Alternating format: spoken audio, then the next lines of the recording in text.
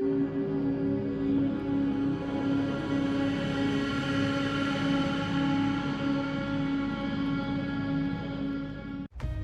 used this portal to connect humanity with the future.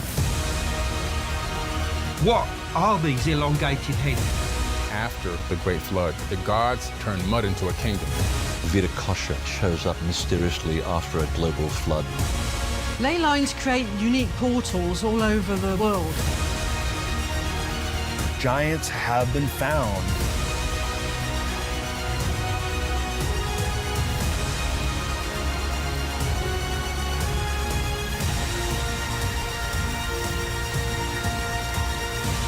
Just think of what you could do consciousness-wise if you have a cranial capacity 2.5 times what you have right now.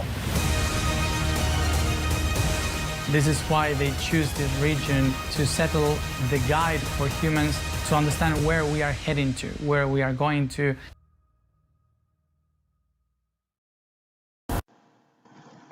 Welcome back, everybody, to a new episode of Paranormal Planet Live. I am your host, Jack Carey, and I thank you for being with me this evening. First of all, I hope you got to watch the trailer for the new convention coming up here, September 24th and 25th. It will be in Boulder, Colorado, and I am one of the presenters at that conference, as you just saw, and I'm super excited about it. I will be discussing the antediluvian origins of the ancient mystery schools. One of my loves in life are ancient unsolved mysteries, and that's what led to me being on Ancient Civilizations for 3 seasons, and I'm honored to be presenting at their Gaia-Sphere Ancient Civilization Convention. So look for that coming up, and if that's a topic that interests you, get some tickets and come and see us. So I wanted to start off by talking about something I was talking about last episode, and that was that you would begin to see in mainstream media more and more content dealing with alien abductions. And almost right on cue, we have a special from Fox, and this is with one of their main talking heads, and this is Abby Hornacek, and they did a special on alien abductions. Now they've done a special on cattle mutilations. So this is exactly what I was telling you guys was about to take place. It is a natural evolution. Once you admit that UFOs exist, the implications then become, obviously, are the abductees telling us the truth? It's just a natural question which arises.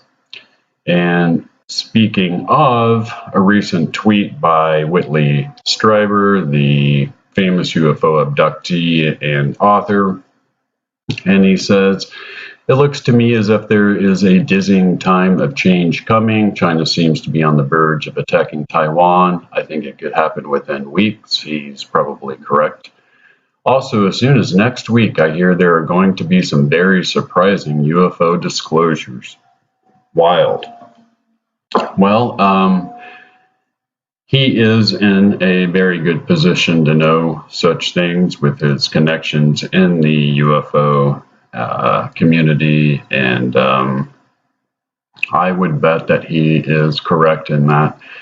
And it's interesting because this week, what some claim to be the best UFO photograph ever taken was released, and this was released by the British Ministry of Defense.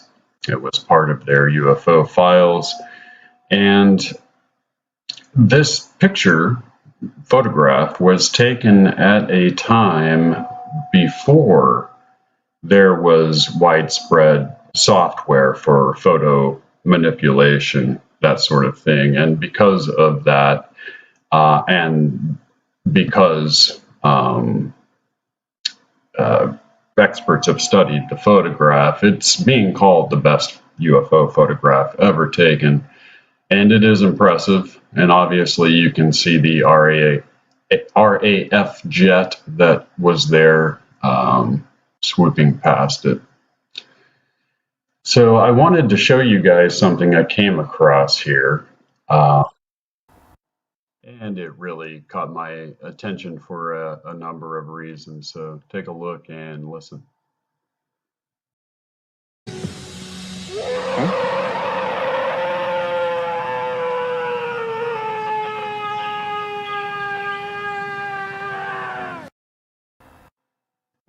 Did you happen to notice the mushrooms that were in the frame right before the scream?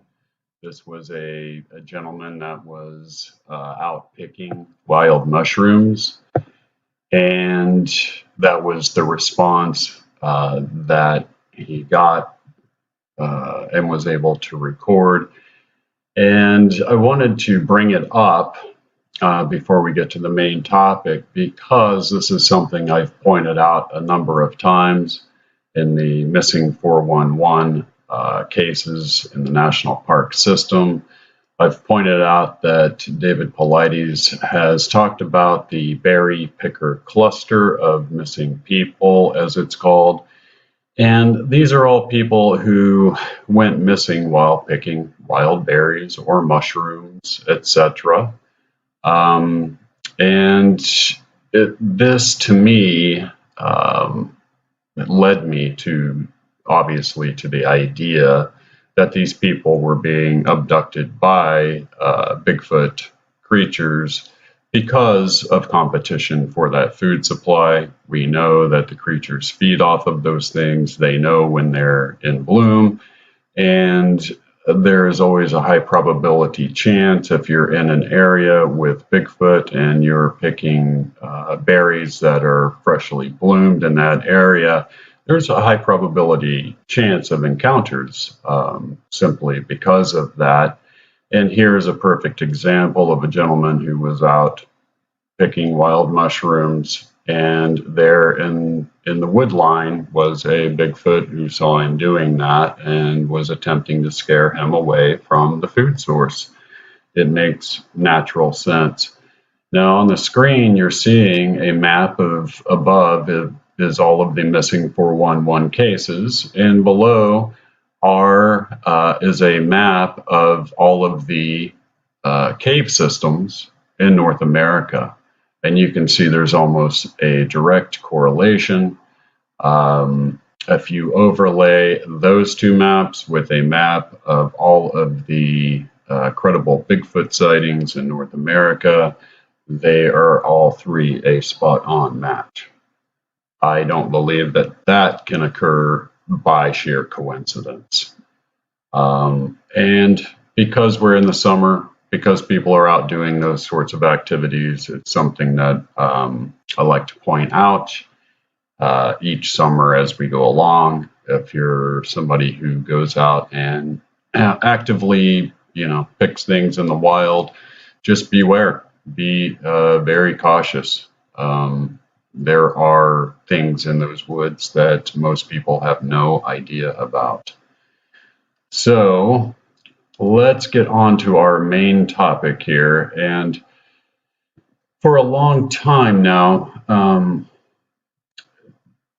I've, as a researcher, of course, combed through tons of dogman sighting reports and information, etc., that's out there online. And so I thought it would be a perfect time to cover the topic of dogmen, skinwalkers, and werewolves, and point out the differences in them, some of the best evidence for them, and perhaps theorize on, some of the deeper secrets of the phenomenon. When it comes to dogmen, we have what apparently is a distinguishable ET connection. And this extraterrestrial connection has been established in three different strong ways. One of those ways originates with Linda Godfrey, the author and reporter who began reporting on the Beast of Bray Road initially, which has led to today's fervor of dogman sightings. And she wrote in one of her books on the subject that she was contacted by a remote viewer working for the government, and that this CIA-trained remote viewer, whom she was able to verify the identity of, told her that according to their targeting efforts, dogmen were a creation of an extraterrestrial race that was once here on the planet, and that they lived down in the deeper cave systems. According to their targeting, he stated to Linda that they believed they were waiting for something. He stated that they wear some kind of bio armor, which would explain why they appear to be impervious to firearms. And he said that there was sort of a bioluminescence to their fur that also appears to be true from some of the only actual video that's been taken of an actual dogman in Florida. It does appear to have sort of a sparkly bioluminescence to its fur. The second very strong ET connection comes from the farmer who owns the farmland that's adjacent to Bray Road, who has stated now publicly that he has spotted the creature a number of times. This prompted him to install security cameras in his fields in an attempt to film the creature. Instead, what he filmed was nonstop UFO activity, anomalous lights. He attempted to bait the animal with a fresh deer carcass that he had harvested hunting, and instead filmed a mysterious mist forming in the field. The mist moved over the deer. When the mist dissipated, the deer was gone. All of that is, of course, very strong ET indications. In fact, he got so much UFO activity on his cameras that some of it was shown on UFO documentary. And many of you may be familiar with the dogman cases I've investigated. Here's an eyewitness sketch from one of them.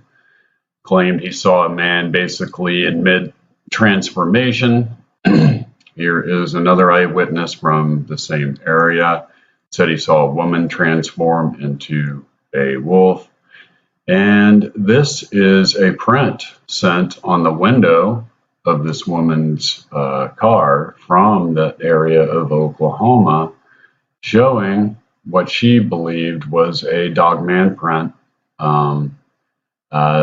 because of all of the sightings in that area. And this brings us to the prints, the physical evidence being left by dogmen. These prints, which are often seen around dogman sightings or found around dogman sightings, have this sort of distinctive three-toed elongated pattern, but other types of prints are also associated with dogman sightings. For instance, this one that came from Kentucky, discovered in a field just after a dogman sighting. And you can see the elongation of the large pad, presumably to help carry the weight. Here is another dogman print. This, of course, you can see is enormous. They placed a shotgun shell to give it some sort of, perspective. And here is the gold standard dogman print, which came from the farmer who owns the land adjacent to Bray Road. He has documented this print a number of times after the sightings. And here you have a 5-toed, 7-pad creature. So the 2 back pads appear to have been added as a way to sustain upright running weight. And I've mentioned before my ET chimera theory regarding Bigfoot. Something I've chronicled extensively in my book, Bigfoot Unleashed.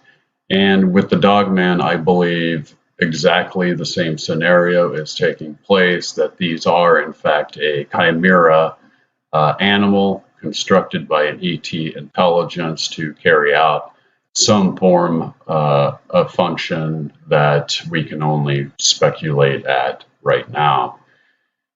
The third strong ET connection recently came from the Pentagon's ATIP and OSAP program. It was documented and is being openly discussed on a number of different interviews that during the Pentagon's UFO investigation program and the program OSAP to investigate paranormal effects associated with the UFOs, some of that being cryptid animals, had what's called the hitchhiker effect. This is what they call the after effect people take home with them after a UFO encounter. And they discovered that people who had close encounters with UFOs, or who even were part of the program studying people who had close encounters with UFOs, took home with them a wide array of paranormal activity. Some of that activity was, in fact, chronicled by them as being cryptid activity in the form of a dogman that appeared twice to the family members of one of the higher ranking intelligence agents that was associated with the program. In this particular case, it was a dogman, and it appeared to both the wife on one occasion and to the children on a separate occasion, and it left physical trace evidence behind. There are articles out there about this. Here's one on military.com that I found and thought I would pull up for you guys. And this is what establishes in a very, very strong way the dogman with the ET presence on this planet. And you can see here where it talks about the wolf-like creature walked on 2 hind legs.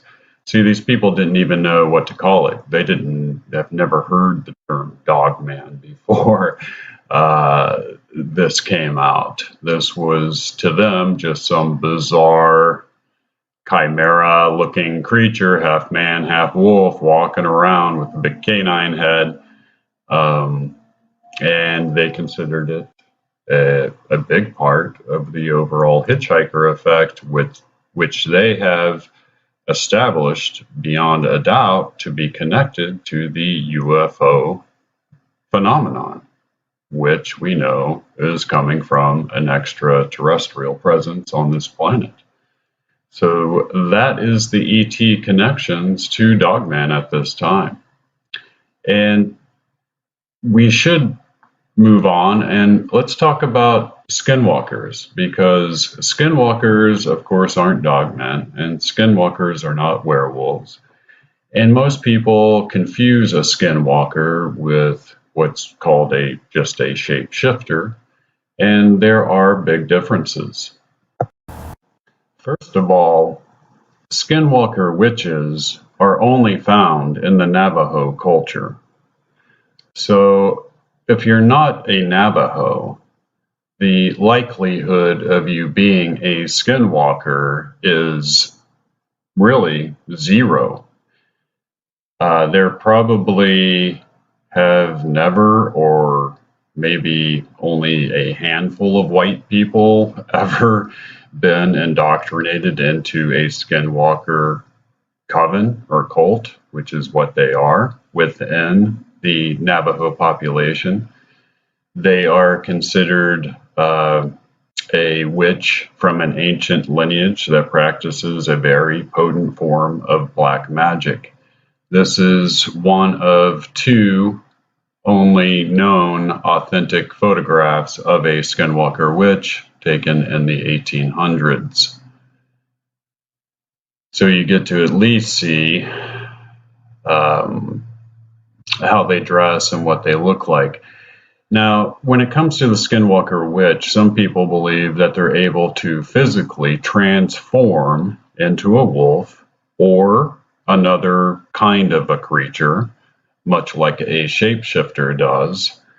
But when it comes to the Skinwalker witch, it is quite possible that the effect that's being seen is one that is psychic in nature. In other words, it's quite possible that these witches are psychically strong enough to project the image of an animal into the mind of someone who they are interacting with. That combined with ancient knowledge of how to use potions and hallucinogens and poisons, etc., and with an ancient knowledge of camouflaging techniques like the one you see a Skinwalker using right here. It's probably a combination of those skills that creates a truly powerful Skinwalker witch that's able to do things which are beyond the normal realm of human ability. It has long been a goal of outside occult groups who practice magic and other occult techniques to discover and utilize the knowledge of the Navajo Skinwalker witches, but it's such a closed society that as far as I know, has been an impossibility. When it comes to the Skinwalker witch, it is said that they have to perform a very evil, disgusting act of having to murder a family member. This is done and witnessed by the rest of the cult or coven so that can be held against the person should they ever decide to try to leave the group. And then they are indoctrinated into the ways of the Skinwalker witch. And like I said, they are said to possess a number of different paranormal abilities. Changing into a wolf-like creature is just one of them, but it's probably the one they are noted for the most. Now, when it comes to werewolves, we have an entirely different story. Werewolves come to us mainly through European lore, but it actually stretches all the way back to ancient Greek mythology. Now, with the werewolf, it is thought that it's a typically normal human being who, through a curse or some sort of genetic, problem, some sort of mutation, etc., they either willingly or some say unwillingly shift into a lycanthrope, into a werewolf. It's interesting because in America, the two most convincing cases of werewolves, I believe, came from, and they're both from this area, but I believe they came from Ohio. One of them you're seeing on the screen now. It's the werewolf case in Defiance, Ohio, which is extremely interesting. And the other is the case of a werewolf in London, Ohio, which also came with some really, really credible eyewitnesses who interacted with this creature and were able to basically discover that the creature was in fact one of the people in the town. I actually have a Paranormal Planet episode on the channel here that you can watch, which details that entire case. And it's interesting because with the werewolf, tracing the lore all the way back to ancient Greek mythology, you come across the story of a character who tried to trick Zeus into eating what is often described as the entrails of a young boy in an attempt to get Zeus to defile himself, basically, by consuming something that wasn't pure.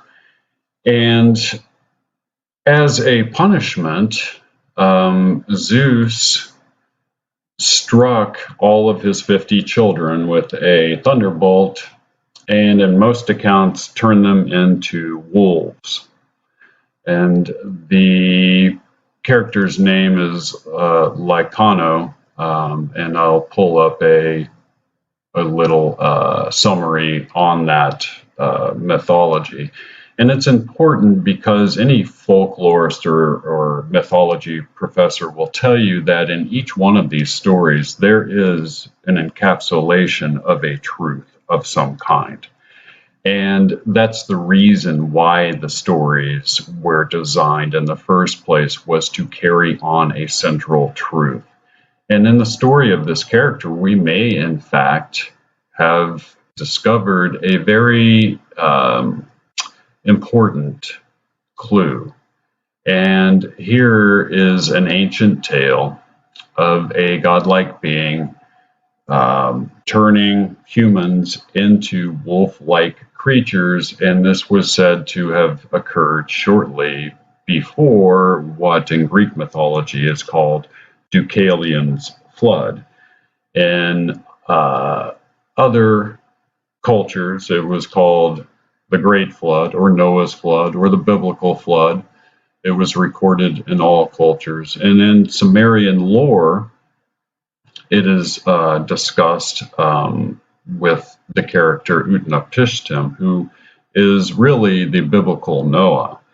And he interacted with the Anunnaki, and the Anunnaki really are just another godlike figure, much like Zeus, who were said to have interacted with humanity on a genetic scale, altering certain things and creating certain beings, some of them chimera. It is shown in the tablets. And here you have what appears to be an ancient lineage of humans who somehow possess the ability to shift into a wolf-like creature. And perhaps it is as simple as that. It is a genetic ability that has come down in some way from these 50 bloodlines that are described in the oldest accounts of this character, which is, where the word lichen comes from, and where, of course, you can trace all werewolf lore. So, is that what we're looking at here? Is it that werewolves are, in fact, humans that came down through various bloodlines? In this case, it describes 50. That every so often one of them has this gene activate, and they have this ability, and maybe they're not even able to control that ability. It's quite possible. So werewolf lore is quite interesting. If you look at the two cases in Ohio, I think that there's more than enough convincing evidence of those are two great modern day cases. And the evidence in those cases is convincing enough, I believe, as a paranormal investigator, to differentiate the werewolf phenomenon from the Skinwalker phenomenon. and obviously from the dogman phenomenon. And so I know that in the paranormal community, there's especially to people that are new to these subjects, there's a lot of confusion as to how they differentiate and how they overlap. And there's been a lot of attention to dogman sightings lately, so I thought it was a great time to sort of point out the details of those things for you guys. So thank you again for being with me here on Paranormal Planet Live. If you like the content that I put out there, guys, please share the channel with just one other person. If you feel like supporting the channel, that's the best way to support the channel. We've been around for a while now, and we've grown organically to the subscribership that we have, but there are many channels out there that don't have the quality of content that we have here. And if you can help us get it out there to more and more people, we would truly appreciate it. So like, subscribe, and share, and I will see you next time.